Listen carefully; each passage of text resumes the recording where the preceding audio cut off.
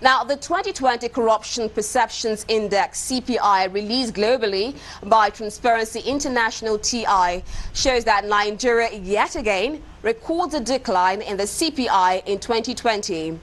Published in Nigeria by the Civil Society Legislative Advocacy Center, CISLAC, the national chapter of TI, the index reveals that Nigeria scored 25 out of 100 points in the 2020 CPI, falling back by 1 point compared to last year.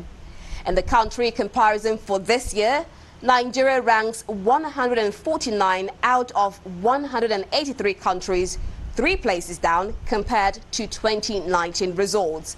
Now, to discuss more on this, joining us live from Abuja via Zoom is the Executive Director of CISLAC and Head of Nigeria Chapter of Transparency International, Auwal Musa.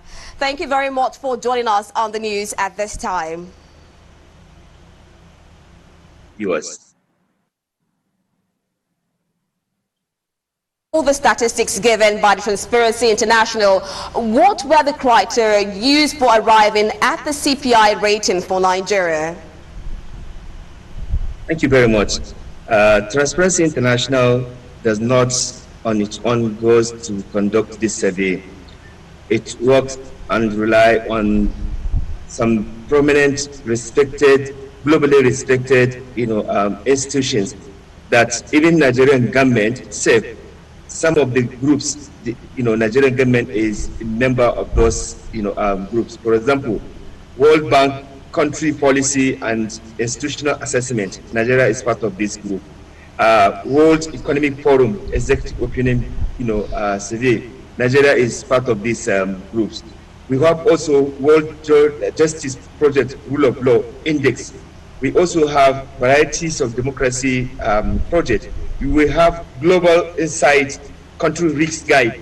These are the sources that Transparency International put together to compute this. So basically, what Transparency International does is to work with these sources and compute the ranking and the scoring.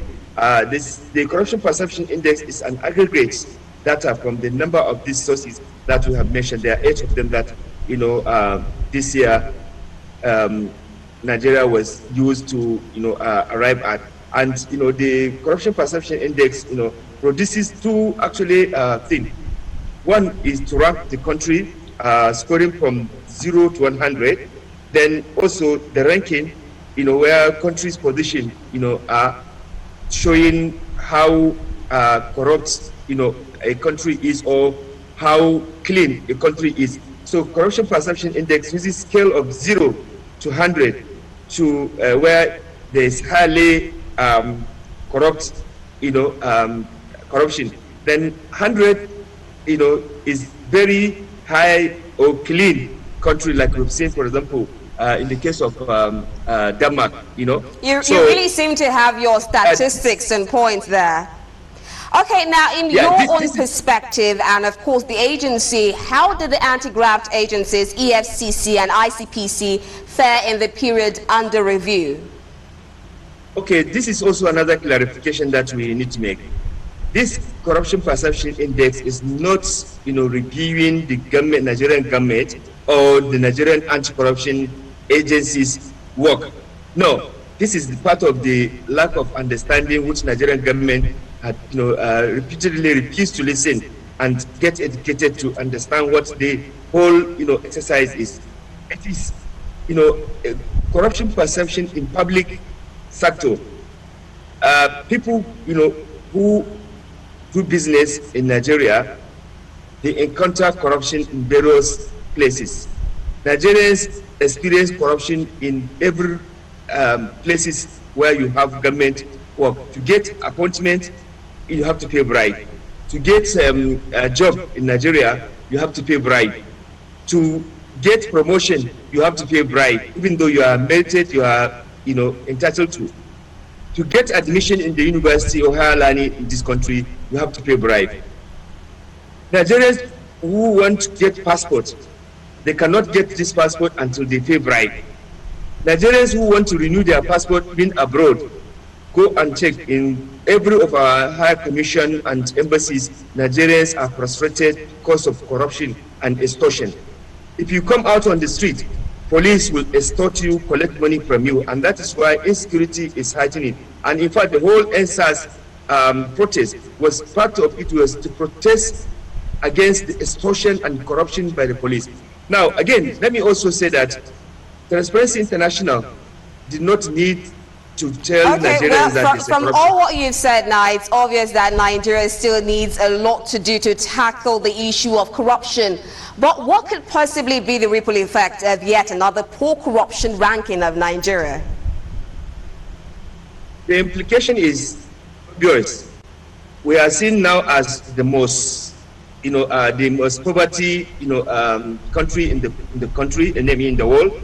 We are seeing the level of insecurity, insurgency, kidnapping, banditry, armed robbery, and militancy everywhere in the country. This is part of the consequences of the corruption. We have also seen how our value system have completely derailed. We have also seen how our credibility and image and respect outside of the country, it has been also tampered with. We have seen this corruption, consequences where it affects healthcare system, it has affected also education, it has affected infrastructure. So there are a number of fundamental challenges that corruption has constituted in the country, and that is why even government agencies like ICPC, they conducted survey to show the prevalence of corruption. National Bureau of Statistics, they also conducted survey to show how corruption has actually eaten deep in Nigeria. So when some unpatriotic, self-serving government officials are now coming to attack Transparency International, CISLAC, or abuse me or make all sorts of caricature, we are not worried, because even government agencies themselves, they have confirmed that there's a corruption. That is why even today, thank you so much. Because of the corruption, even government sacked, or suspended the former EFCC chair, accusing him of all sorts of things. So which means that there's a corruption in the country. Why can't we be honest and tackle this problem rather than dismissing it? Thank you so much for your opinion. We had lots of things to shed light on the news. Thank you very much. That was Executive Director of CISLAC and Head of Nigeria Chapter of Transparency International, Auwal Musa.